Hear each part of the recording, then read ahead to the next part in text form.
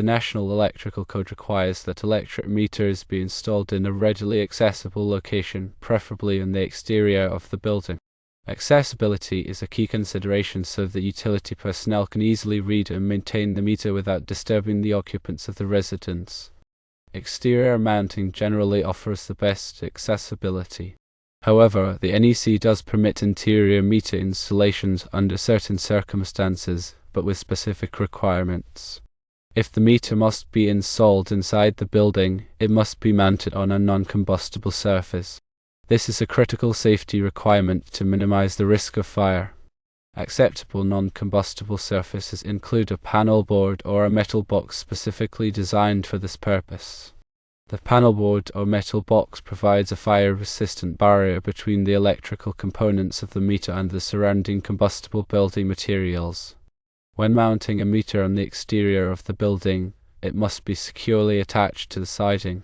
Secure attachment is essential to prevent the meter from becoming dislodged due to wind, vibration, or other external forces. The siding must be cut out to accommodate the meter, ensuring a proper fit. Careful cutting is important to avoid damaging the siding and to create a clean, professional installation. The meter must be sealed to the siding to prevent moisture from entering. Moisture and grease can damage the meter, create electrical hazards, and compromise the accuracy of the meter readings. Sealing is typically achieved using a weatherproof sealant or gasket. If the meter is mounted inside the building, the siding must still be cut out to accommodate the meter. This ensures that the meter face is visible for reading. The meter must be sealed to the siding to prevent moisture from entering, even in an interior installation. The siding must also be fitted around the meter to provide a finished appearance. This involves carefully trimming and shaping the siding to create a neat and aesthetically pleasing installation. Whether the meter is installed on the exterior or interior, it is crucial to follow the manufacturer's instructions. These instructions provide detailed guidance on proper installation procedures, including wiring connections, mounting hardware, and sealing techniques. Adhering to the manufacturer's instructions ensures a safe and reliable installation. Understanding the specifics of meter installation involves delving into several key aspects of electrical work. Firstly, it's essential to understand the service entrance. The service entrance is the point where electrical power enters a building from the utility's distribution system. It includes the service conductors, which are the wires that carry the electricity, and the service equipment, which includes the main disconnect and the electric meter. Secondly, consider the meter enclosure. The meter enclosure is the housing that protects the electric meter from the elements and physical damage. It is typically made of metal or plastic and is designed to be weatherproof. The enclosure must be properly sized to accommodate the meter and all of the associated wiring. Thirdly, think about the grounding and bonding. Grounding and bonding are critical safety measures that help to prevent electrical shock. Grounding provides a path for fault current to flow back to the source, tripping the circuit breaker and energizing the circuit. Bonding connects all of the metal parts of the electrical system together, creating a low impedance path for fault current. NEC Article 250 provides detailed requirements for grounding and bonding. Fourthly, examine the wiring methods. The wiring methods used for the service entrance and meter installation must comply with the NEC. Common wiring methods include rigid metal conduit, intermediate metal conduit, electrical metallic tubing, and cable assemblers. The wiring must be properly sized and protected to prevent overcurrent and short circuits. NEC Chapter 3 provides detailed requirements for wiring methods. Fifthly, study overcurrent protection.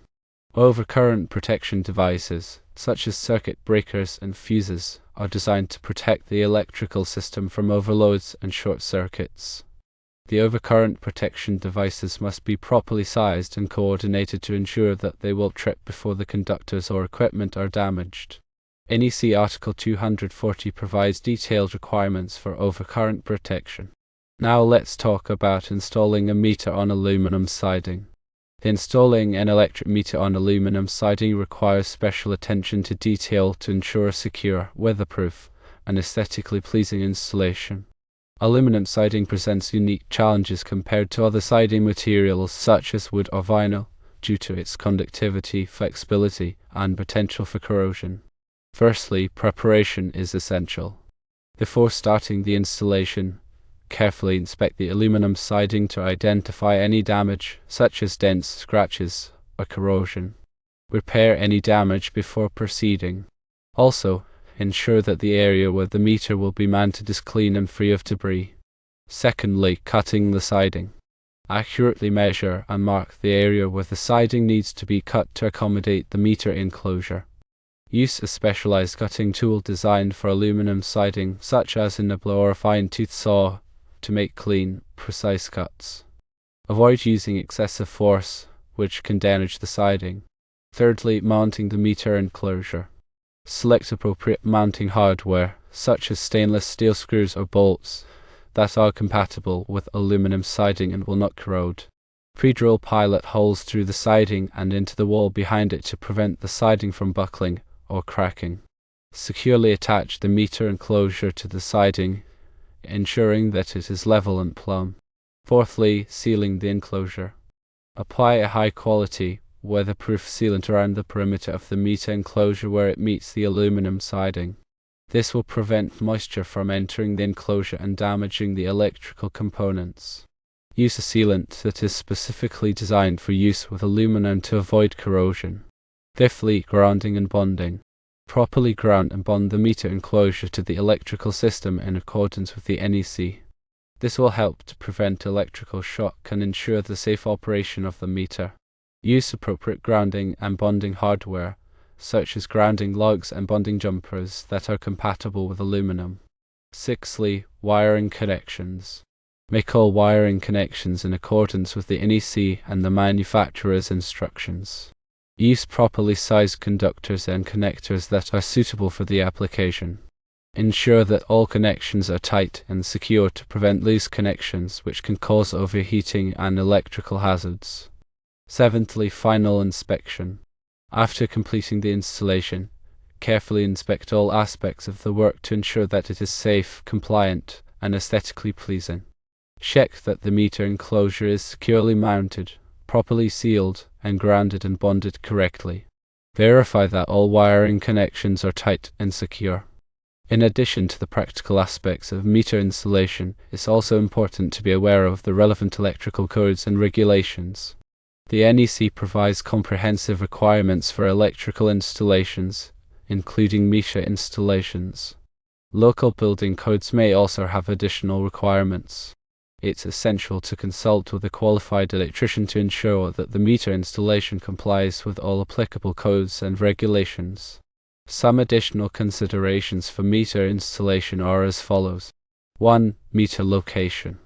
The meter should be located in a readily accessible location that is not subject to physical damage or environmental hazard. The meter should also be located where it is easily visible for reading. 2. Meter height. The meter should be mounted at a height that is convenient for reading and maintenance. The typical mounting height is between 4 feet and 6 feet above ground level. 3. Meter orientation. The meter should be oriented so that the meter face is clearly visible. The meter should also be oriented so that the wiring connections are easily accessible.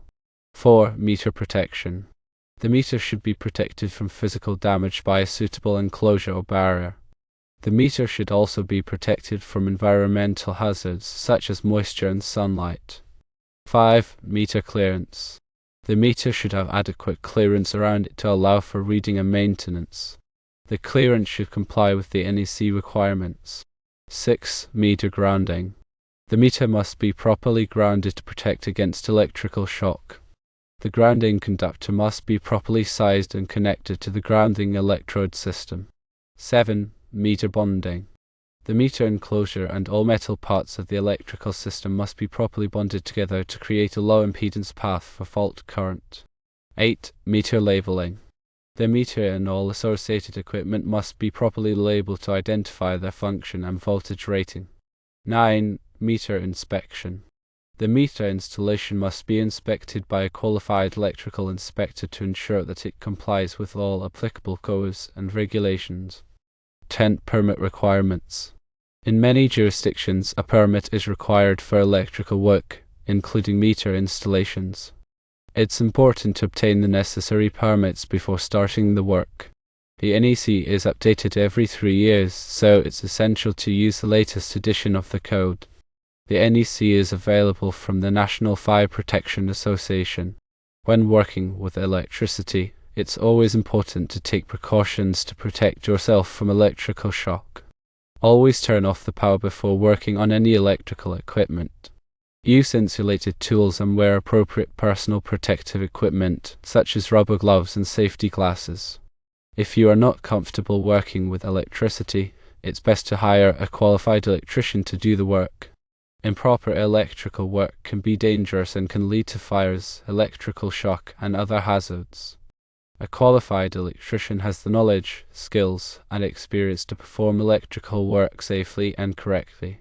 They can also ensure that the electrical installation complies with all applicable codes and regulations. Here's a breakdown of the steps involved in a typical residential electric meter installation. Keep in mind that this is a general overview, and the specific steps may vary depending on the specific installation and local codes. Firstly, planning and preparation are essential. Obtain the necessary permits from the local building department. Contact the utility company to schedule a service connection. Gather all necessary materials and tools, including the meter enclosure, meter, wiring, conduit, fittings, grounding hardware, and hand tools. Secondly, disconnecting the power. Turn off the main breaker in the electrical panel to de-energize the service conductors. Verify that the power is off using a voltage tester. Thirdly, removing the old meter. If replacing an existing meter, carefully remove the old meter from its enclosure. Disconnect the wiring from the meter terminals. Fourthly, installing the new enclosure. Mount the new meter enclosure on the exterior wall of the building, ensuring that it is level and plumb. Secure the enclosure to the wall using appropriate fasteners. Fifthly, running the conduit. Run conduit from the service entrance to the meter enclosure. Secure the conduit to the building using conduit straps. Sixthly, pulling the wires. Pull the service conductors through the conduit into the meter enclosure. Ensure that the conductors are properly sized for the service. Seventhly, connecting the wires. Connect the service conductors to the meter terminals, following the meter manufacturer's instructions. Eighthly, grounding the meter. Ground the meter enclosure and the neutral conductor in accordance with the NEC. Ninthly, installing the meter. Install the electric meter into the meter enclosure. Tenthly, sealing the enclosure. Seal the meter enclosure to prevent moisture from entering. 11thly, connecting the power. Notify the utility company that the meter installation is complete and request that they reconnect the power. 12thly, inspection. Schedule an inspection with the local building department to ensure that the meter installation complies with all applicable codes and regulations. The NEC provides detailed requirements for the selection and installation of electrical equipment and wiring. It is essential to comply with these requirements to ensure a safe and reliable electrical system. The NEC covers a wide range of topics, including grounding and bonding, overcurrent protection, wiring methods, and equipment installation. It is important to consult the NEC for specific requirements related to meter installation. In addition to the NEC, local building codes may also have additional requirements for meter installations. It is important to check with the local building department to determine the applicable requirements. Proper grounding and bonding are essential for electrical safety. Grounding provides a path for fault current to flow back to the source, tripping the circuit breaker and de-energizing the circuit. Bonding connects all of the metal parts of the electrical system together, creating a low impedance path for fault current. The NEC provides detailed requirements for grounding and bonding in Article 250. Overcurrent protection devices, such as circuit breakers and fuses, are designed to protect the electrical system from overloads and short circuits. The overcurrent protection devices must be properly sized and coordinated to ensure that they will trip before the conductors or equipment are damaged. The NEC provides detailed requirements for overcurrent protection in Article 240. Wiring methods refer to the types of wiring and raceways used to distribute electricity throughout a building. Common wiring methods include rigid metal conduit, intermediate metal conduit, electrical metallic tubing, and cable assemblies. The NEC provides detailed requirements for wiring methods in Chapter 3. The electric meter is a critical component of the electrical system, and it is important to install it correctly to ensure accurate billing and safe operation. By following the NEC requirements and local built-in codes, you can ensure that the meter installation is safe, reliable, and compliant. Always consult with a qualified electrician if you have any questions or concerns about electrical work.